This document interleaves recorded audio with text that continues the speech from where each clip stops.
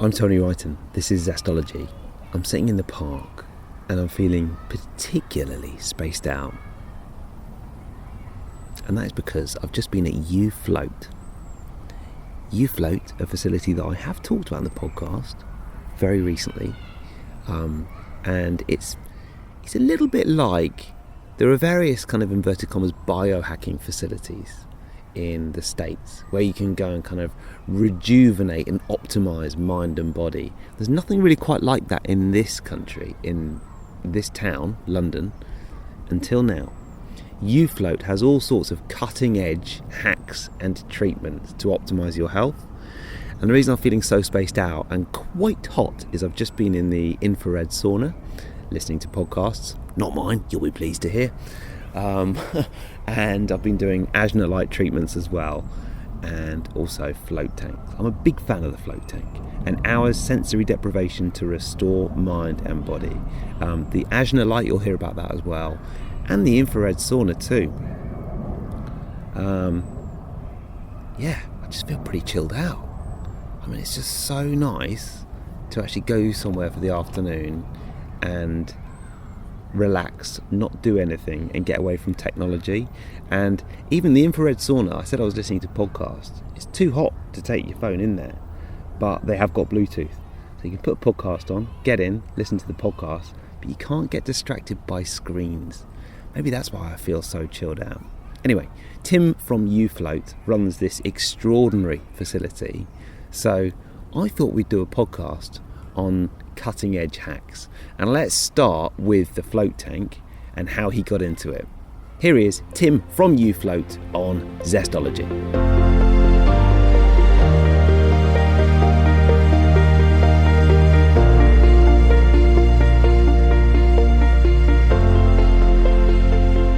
It was actually a friend that got me into floating. He bought me my first float, otherwise I probably wouldn't have tried it myself. I didn't really take to it instantly. I'd never really meditated before, so my first couple of floats there was like a lot going on in my mind, and I was like, why is there so many thoughts? The whole point of this is to have a quiet mind, that I'm doing this wrong or something like that. But that's just the whole process. So I got into floating a little bit and kind of had a bit of a regular routine, but then for whatever reason I just kind of neglected it, got back into just life and neglecting my own well-being a little bit. But then it was while I was in Thailand, I was out looking after my grandma for a little bit. It's quite a lot of effort to look after her and do everything with her, so I was a little bit stressed out from that, and I decided to take the opportunity to have a float while I was in Bangkok.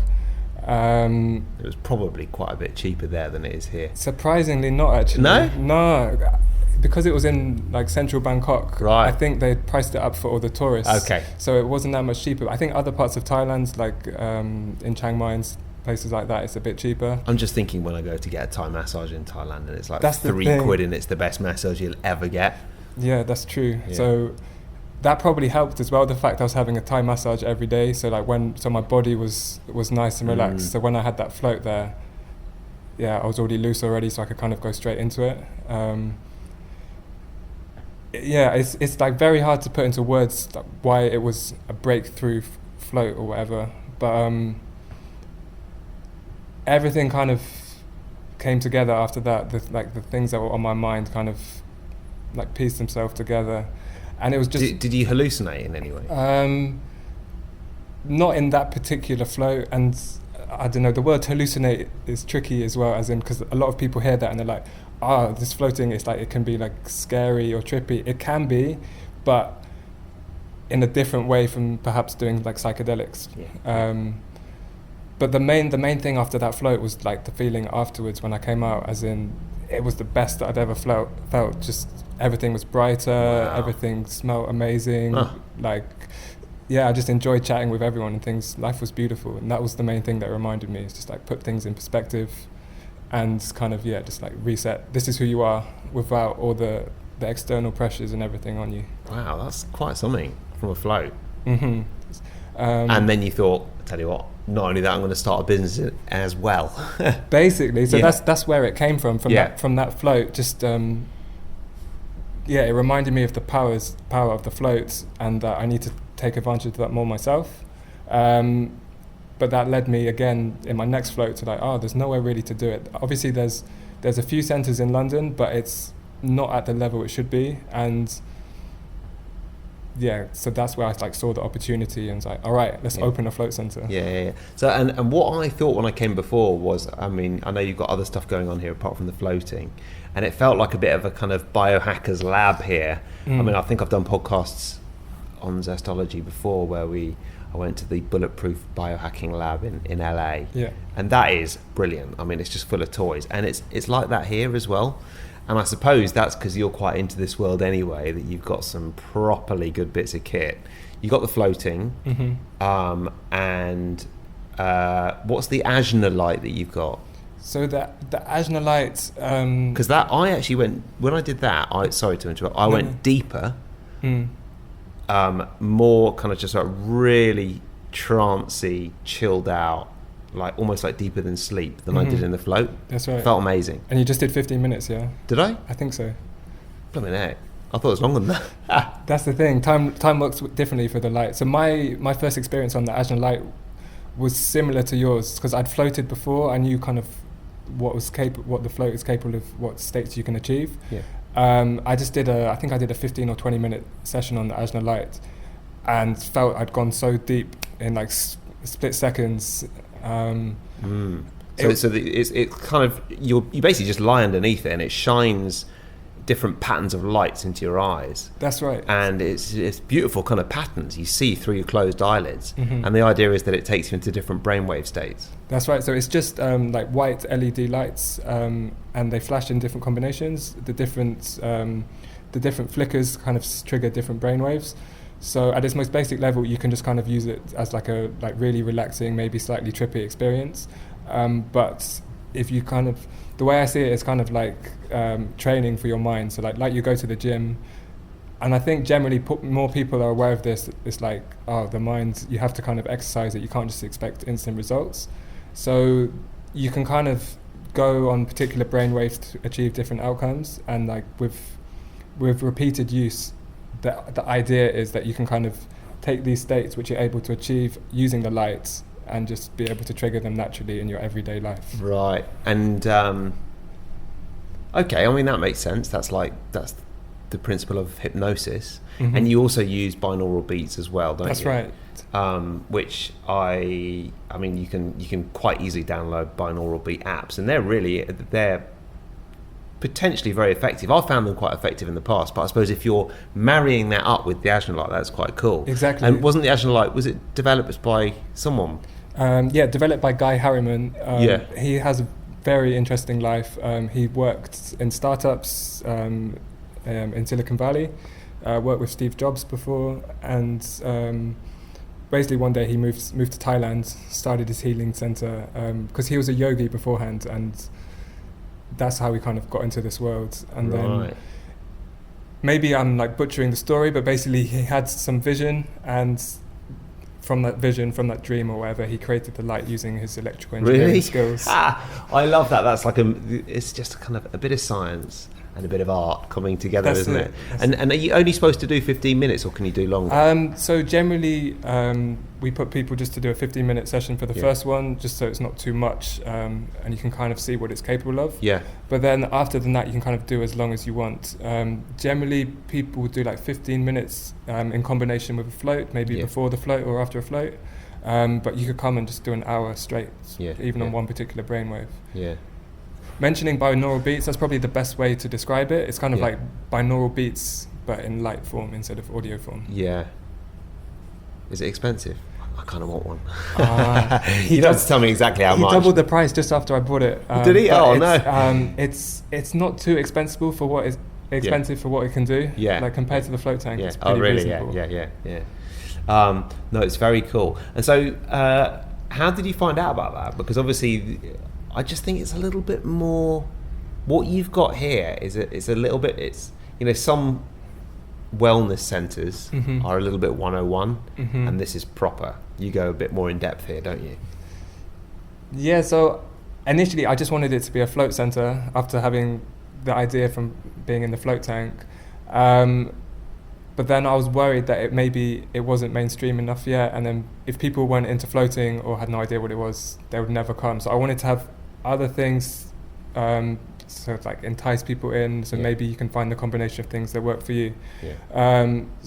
So I heard about the Ajna light on the Joe Rogan podcast actually. Oh yeah. The world's most famous floater. Exactly. He's been he's the reason why there's been a resurgence in the float industry. In floating, because it went away in like the 80s and 90s, and it's like in the last 10 years has really come back strongly. I know when I was here before, you said that a lot of float centres have, where did you hear about us on their forms? And one of the boxes you can tick is Joe Rogan. That's right. He talks about it, and I've certainly heard him talk about it. And I wonder if I heard about it through him or not.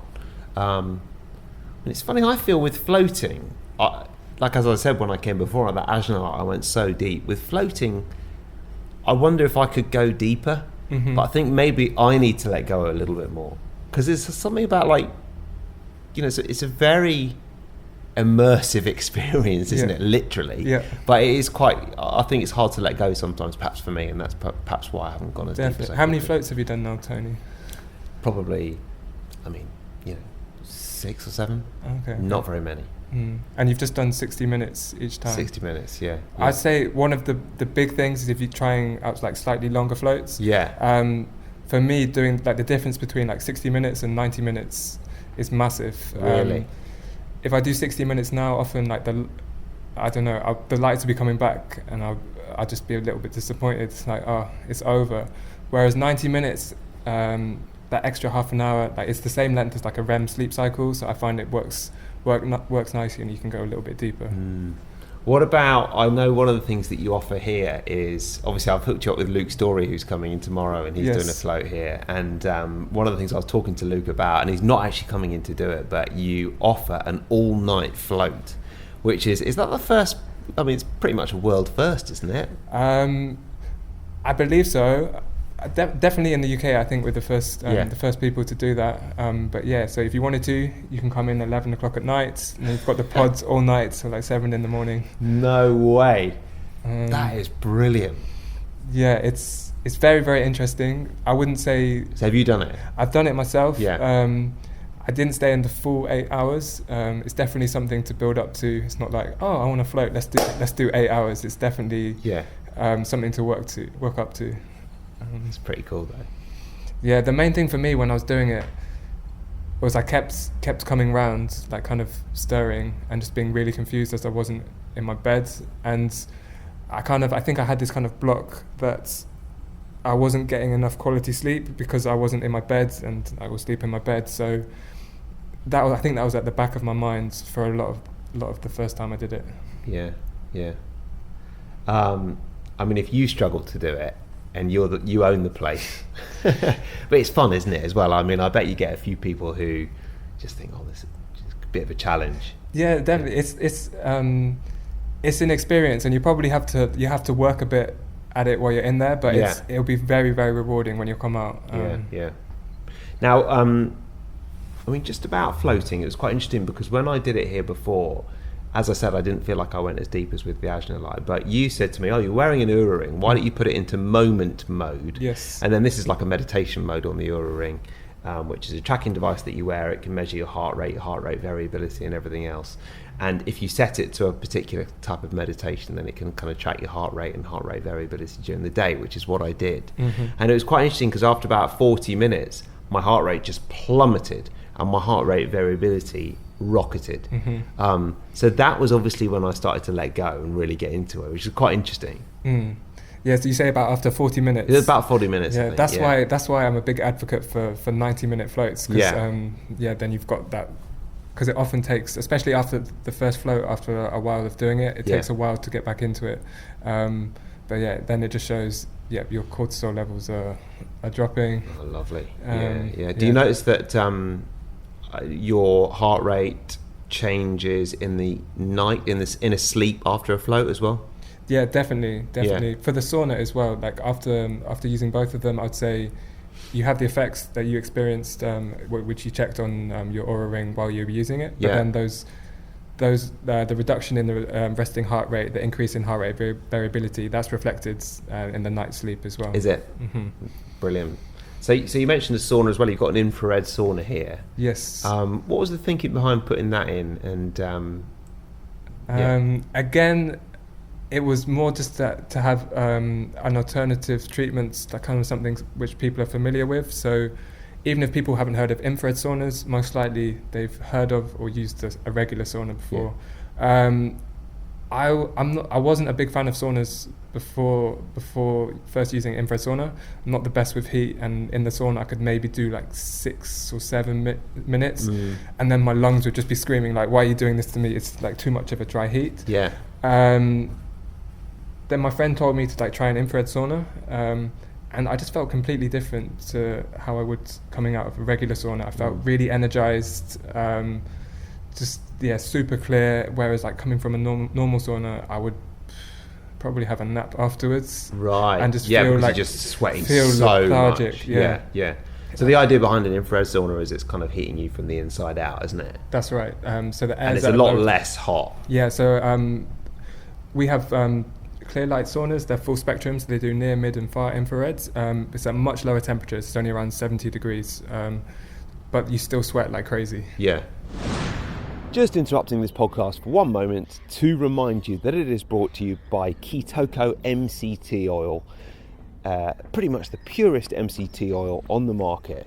If you head to Amazon and you type in Ketoko, so that's keto with a KO on the end, you'll find Ketoko MCT oil. It is 99.8% C8 oil delivered to you in a glass bottle, and it's non-drip. And non-drip is the kind of holy grail, by the way, of MCT oils, because most of them, they just kind of dribble down the side, and once you've got it on your clothes, that's it. You might as well write off that t-shirt, because MCT oil ain't coming out in the wash. So it's Ketoko MCT oil. If you head to Amazon and type in Ketoko, keto with a KO, you'll find that. You'll find the green powder, which has only 2 grams of net carbs per serving, and all sorts of different greens in it, including alfalfa and celery, cucumber and all the rest of it, and only 2 grams of net carbs, and also a collagen powder as well. Enter the code ZESTOLOGY, you'll get 10% off, and I'd love to know what you think. Okay, now back to the show. I wasn't a big fan of heat before. I didn't really use the sauna. After I started using the infrared sauna and had, I don't know, the release of endorphins and felt so good afterwards, started look into the benefits. Yeah. And I was just blown away. The studies, like there's one in Finland. I think it's done on, but it's been done on men in Finland for like the last 20 years, and the stats are ridiculous about regular sauna use and the reduction in cardiovascular disease, the reduction in risk of Alzheimer's or Parkinson's. Wow. It's pretty staggering. Like if you use a sauna 4 to 7 times a week, your risk of cardiovascular disease is dropping like 50% or something like that. Risk of Alzheimer's, something similar. It's that really interests me, because I interviewed Dr. Dale Bredesen, who wrote that book about Alzheimer's, he is just brilliant, and I love doing that interview so much. And the whole genetic, have you done your 23andMe genes?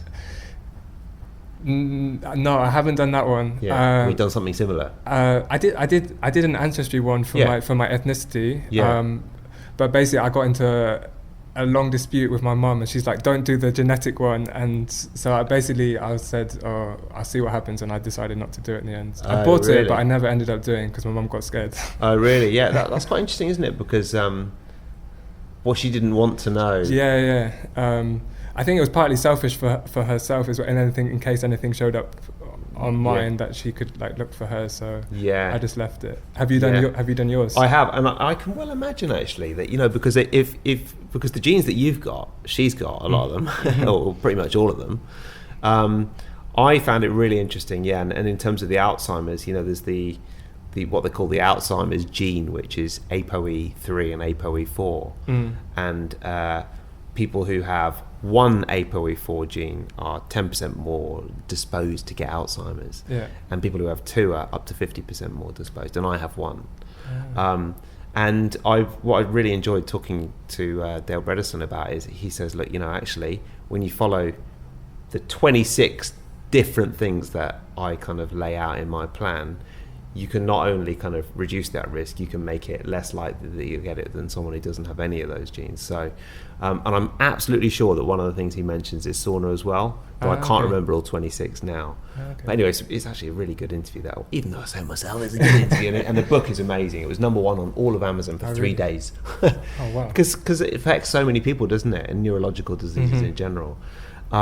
So I am really interested because I know that I am slightly more predisposed to Alzheimer's, but I always feel sick when I go in the sauna.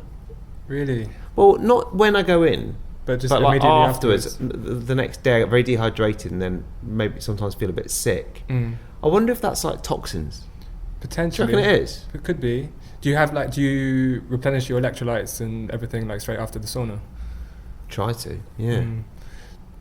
Like it's the same for me sometimes. Like sometimes I do feel like slightly worse afterwards, but then usually in the immediate afterwards, like a couple of hours afterwards. But then the next day I feel amazing. But well, the difference is I've just been using the sauna in my gym, which is different to this. And as you say, you go in for 10 minutes and you are absolutely overheating afterwards, which is a bit different to the one you've got here, isn't it?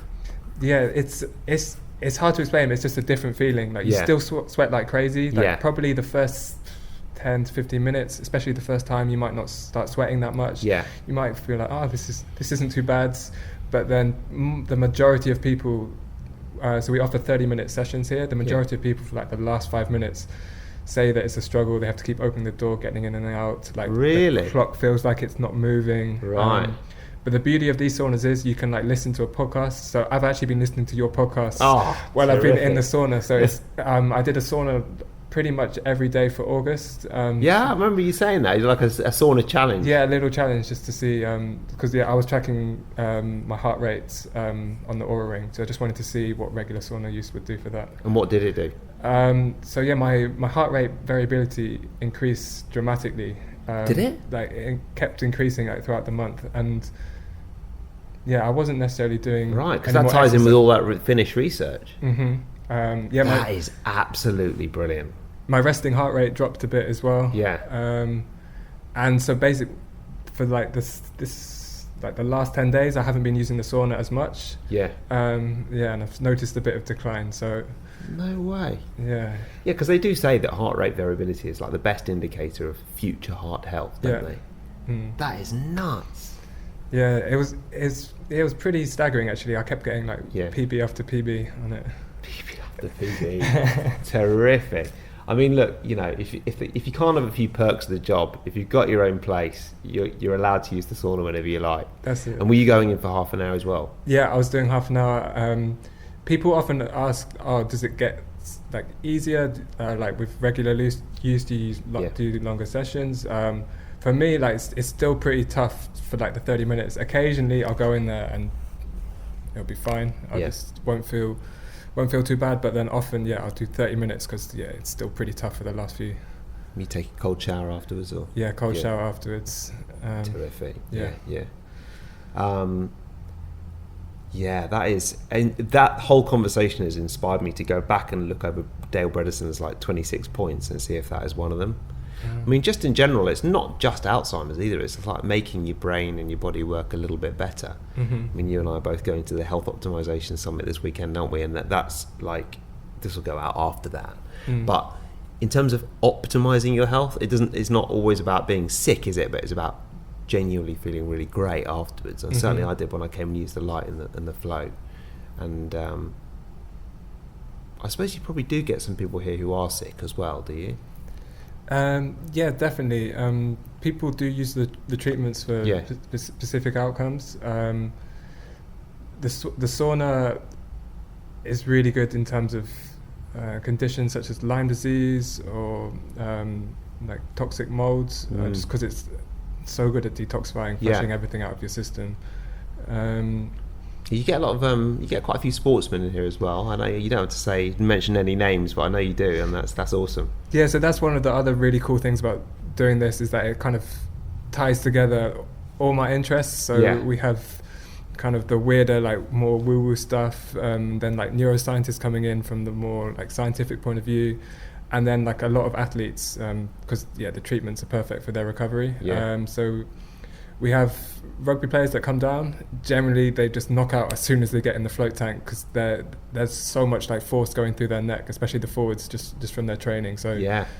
it must be so good for their neck, and they just like knock out for the hour. Is that the relaxation or the magnesium? Probably both. Both. Yeah. Yeah. That's. I think that's the great thing about floating is Yeah. it's the combination of having all that Epsom salt, 500 kilograms, with all that magnesium, Yeah. plus shutting off from all the senses, Yeah. Yeah. plus being able to float. Yeah. So you got rugby players. What else have you got? We have footballers coming in, Yeah. some cricketers, Yeah. some boxers as well. I know that the boxers, they use it kind of for visualization, so they're just going through, throwing every punch while they're in there. And I know you're a bit of a sports geek. Do you actually just like watch Sky Sports News and think, oh yeah, I quite like that rugby player. I'll just send him an email and ask him if he wants to come in. A little bit like that. It's kind of these weird synchronicities, as in like whoever comes in, they'll kind of be on Sky Sports that week, or I see someone on Sky Sports and then we'll send them a message. And Yeah, perfect. Yeah. So you can just, I mean, well, that's the great thing, isn't it? You can just like approach people, and it's good for you if you're getting, high profile sports men and women in here anyway, isn't it? Yeah, and it's perfect for athletes. So good for the recovery and for them. Like, it's becoming more prevalent now, but like the mental aspect for like elite performance, as you know, is so important. Do you know Maria at London Cryo? Yes. Do you? Yeah. Yes, they've just opened their new location. Yeah. I was going to go and have a little look at that at some point. They get a lot of the West Ham players going in there, don't really? they? Yeah. As well as Professor Green. Did you know that? Yes, yeah. He's been down here as well. Oh, is he? Yeah, great. Yeah. He's really into all of this kind of thing. Yeah.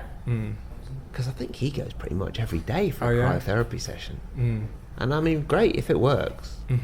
I do think the whole kind of resilience thing, I know you don't offer cold treatments here, but I feel like I'm not very good in cold weather. Autumn is coming, the weather's getting colder, and I'm a bit of a wuss when it comes to cold weather, and I actually think I could probably really do with a cryo session every day or an ice tub in the back of my garden. But I'm not like jumping to start doing it really. Are you into any ice baths or anything like that? I do cold showers, not enough. I try and combine it with the Wim Hof breathing, but it's not something I do regularly. I should do. Yeah. I turn you don't to have to. You're doing everything else. You can't do everything, can you? That's the thing. But it's something I would like to do more of. But I think I'm similar to you. I'm not the best with colds. Yeah.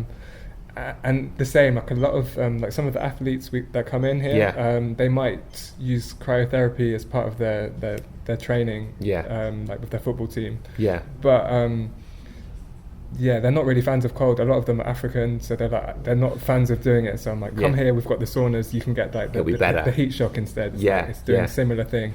I do sometimes wonder with cryotherapy though, even though because cryotherapy is almost quite an enjoyable experience. An ice bath is not an enjoyable experience at all. It feels colder, even though apparently it's less cold, doesn't it, in an ice bath? So you just wonder what actually would work better: 3 minutes in a wheelie bin full of ice and water, or 3 minutes in a cryo tank.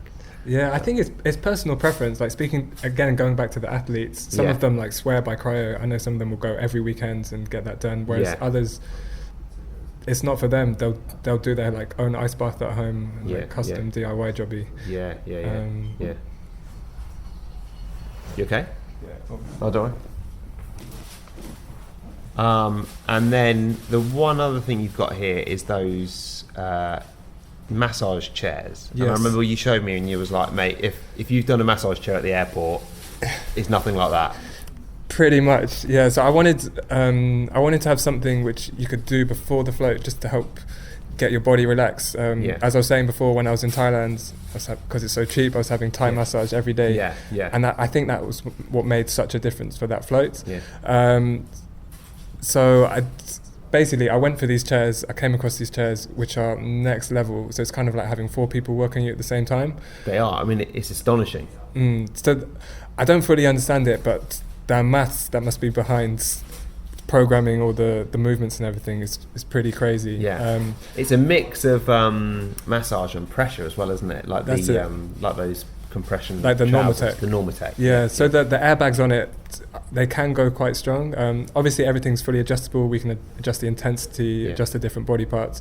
But on the high setting, especially, the compression is strong, and that's really nice. And I mean, we went to Thailand last January for a month, and I recorded a couple of podcasts out there, and I think I told you we're going for massage every day. Yeah. And it's just so good for you, isn't it? Mm-hmm. We met this guy who's he is a punter. He punts boats down rivers in Germany for 7 months of the year, and punting is completely one-sided. Every single time he does a stroke, it goes on the right hand side of his body, and his back is shot to bits by the end of the summer. Yeah. And he goes and lives in Thailand for 5 months and gets a massage every day. And he said, mate, you want to go to papaya massage, which was not on the main drag at all. It was kind of down the back, and they butchered my back, but I went for a month and it was amazing. You wouldn't say it's enjoyable, but afterwards, yeah, it definitely loosened me up a lot. Yeah, and when she was giving me a massage, I had the same person every time. It was amazing. And she would just tut when she found a knot in my back. Another knot, just like she was genuinely unhappy with me. Was she tutting less as the month went on? Yeah. I mean, also just completely merciless when it came to the pain as well. You know, really hurting me, but or laughing mainly, like if when I was in pain. But you know they're good when it's like that, and I thought it was a good recommendation from the guy who came for 5 months a year to sort his back out. Yeah. But of course, it's much more expensive over here, isn't it?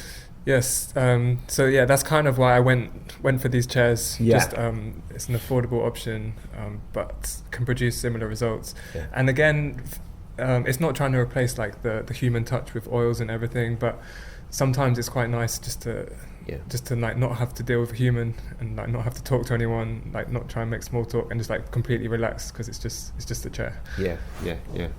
So what do you kind of hope for in it? I suppose you want to get more people, more sportsmen and women, and do you hope for any like tie-ups with international teams and stuff like that? Yeah, why not? Yeah. I'm open to everything basically. Yeah. We'll see what happens. I've learnt from your friend Dr. Steve as well that I'm trying to plan less basically, and just like trying to go with the flow and see what happens. That's awesome. Yeah, Steve was literally just talking about that last night when he came over for dinner. He was saying how he had this kind of epiphany one day. He was doing this speech, and he just felt really ill, and he got more and more ill. It was in front of 300 people, and he thought he was going to have to pull out of this speech and it was a really important speech in front of the Havening conference, I think. Okay. And he thought, I'm going to have to pull out here because I feel so bad. And then he remembered this Jungian concept of collective unconscious or something like that. He was like, maybe I just won't think about it. I'll just trust the process. And he went up and did the best speech ever and felt like he was totally in tune with every single person in the crowd. And since then, he doesn't prepare for anything. Yeah. Which isn't my style, I have to say. But there again, I did a presentation at a festival in Salisbury last weekend, and I mean, I did probably 20 minutes of prep beforehand, but I didn't do 20 hours. Yeah. So maybe that's rubbing off on me a little bit. Yeah, it's definitely not my style as well, but I'm making a conscious effort to be more like Dr. Steve. Consciously unconscious. Yeah. Yeah. He is good at it. Yeah. And do you do anything else?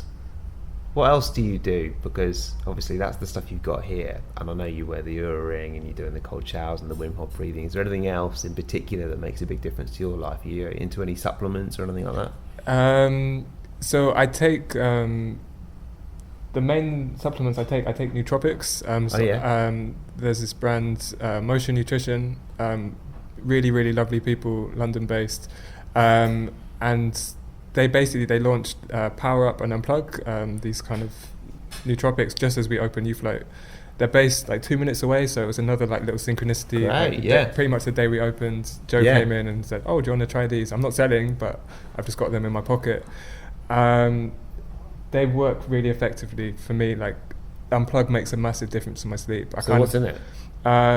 All the good stuff. It's all natural, all organic. It's got magnesium, different mushroom products in there. Oh, great. But I notice now if I don't take the Unplug, I'll be lying in bed. You're addicted, mate. Pretty much. Yeah. But the main thing for me, it kind of gets rid of any anxiety about going to sleep. Have them, it's all good. Yeah. And what's in the other one, the Power Up one? So the Power. They're both. See them up there. They're both quite subtle. I'm Yeah, yeah, actually get going to one. grab them. So Yeah, yeah, great, I yeah. can describe Yeah. the ingredients. So they're quite subtle. It's not like having a coffee or anything, but the power up, it just kind of gets everything firing in the morning. So we've got what we've got in here. Got vitamin D3, vitamin B12, lion's mane. That's the other thing. I'm having lion's mane like every day at the moment. Lion's mane extracts. I find that works really nicely as well. For energy. Yeah, just for like releasing the brain fog, like getting a bit more clarity and everything. Awesome. Let's have a look. Daytime nootropic, power up, and it's all completely. I like choline and stuff like that. Yeah. Vitamin B6. It's all completely natural. Suitable for vegans. Yeah, this one's got ashwagandha, magnesium, zinc, iodine. Oh, nice. I'm going to try that. That's cool. Yeah, take these ones. Oh, thanks, mate. Yeah. Great. That's great to talk to you. I mean, I had a feeling when we first met that we would be able to kind of anorak out about all this stuff. I hope other people have found that it's like as enjoyable as I have, because I do really love talking about all this stuff. What is one book that has had a big impact on you, and one tip that you would give people for more energy and vitality? So for the book, I would say The Alchemist by Paulo Coelho. Yeah. So I only read it like just over 2 years ago while I was kind of on the journey of setting up Yue Float. Even though it's like a really famous book, I'd never come across it. And people say that it kind of comes into your life at the time that you need it. It's like really, really simply written, really like nice, easy reads. But yeah, it's one of the most profound books I've read, and it really resonated with me. Do you know, I think it's one of those ones that it's on my shelf, and I've definitely not read it. Oh, definitely read it. Because I've heard of it so many times, and I think I've seen it on the shelf, but I just haven't quite got around to picking it up. You'll probably read it in like an afternoon. It's Yeah? very, very quick read. Okay. Yeah. Basically, for me, it was kind of putting my whole life, giving it like meaning to everything, whereas like things seemingly were quite random. It was like, it kind of like highlighted my own journey, my own pathway that I was on, and then. Oh, right. I wonder if, so is that the idea that everyone feels like that when they read it? It kind of I applies think to so. them? I think Yeah. everyone feels they're the boy, they're Santiago. I'm thinking of starting a proper zestology book club where you get people involved, have a book a month, and maybe I'll do that for one of them, because it would make me read it. Yeah, and it's Yeah. it'd be a nice one to do early on as well, because it's like a nice short read. Is it? Perfect. Yeah. I think I bought a copy for everyone that works here. Did you? To read when they start. I do like hearing about bosses who do things like that. What else do you make them do? Two of them are sitting over there. You probably. I make them use the ajna light as much as possible. Do you? Just for research purposes. Oh, perfect. Because the guys you'll meet this weekend, the Dry Farm Wines guys who are organising the natural wine party on Saturday night, they do some pretty interesting stuff with all their employees. I think the first hour of every day, this is quite extreme, you don't have to do this as well, but first hour of every day they sit down, they journal all together, Yeah. and then I think they meditate all together, and they possibly do other kind of, it's all quite kind of American, let's hold hands and talk about how we're feeling, but great, it seems to really work, and they're flying as business, and everyone who works for them loves it. So I might have to try that, because sometimes we do group ajna light sessions all together. So do you? You can put usually you use your ajna light on a bed, but you can kind of put it on a tripod, face it out to the room, so we'd all use that together. Cool. And have our little shared experience. Maybe would it not be quite as effective if you did that? Wouldn't be quite as strong. Not as strong. It's a different kind of feeling, as in probably you can't completely let go as much, but then it's different. You kind of have the connection to everyone else in the room that's doing the session with you. That's nice. Yeah, that's very cool. Yeah. Brilliant. Well, look, where can people find more about you and about Yue Float? So if you go to yuefloat.com, all the information's on our website. And that is YUE. Yes, Float. YUEFLOAT. Yeah. You can also follow us on Instagram at Yue Floats.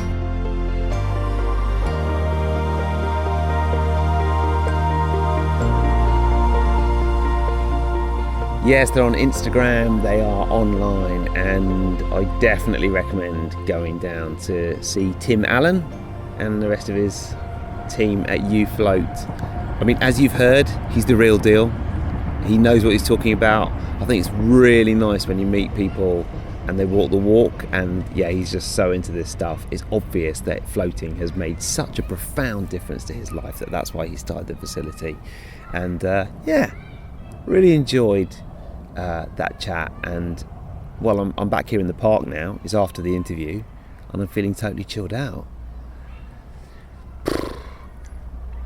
I mean, this podcast is about energy, and normally I'm a little bit more high energy than this, aren't I?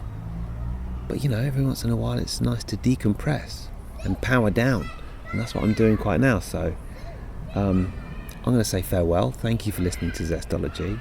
It is genuinely nice to feel this chilled out, and I don't always get into this state, so I think it's a sign of how well the treatments have worked this afternoon. This podcast is all about my adventures in finding more energy, and something's worked this afternoon. If you can get into an infrared sauna, I definitely recommend it, and maybe go and visit Tim and the team at Yue Float as well. Thank you for listening to Zestology. Have a zesty week, have a cracking, energetic week, and I'll see you next time.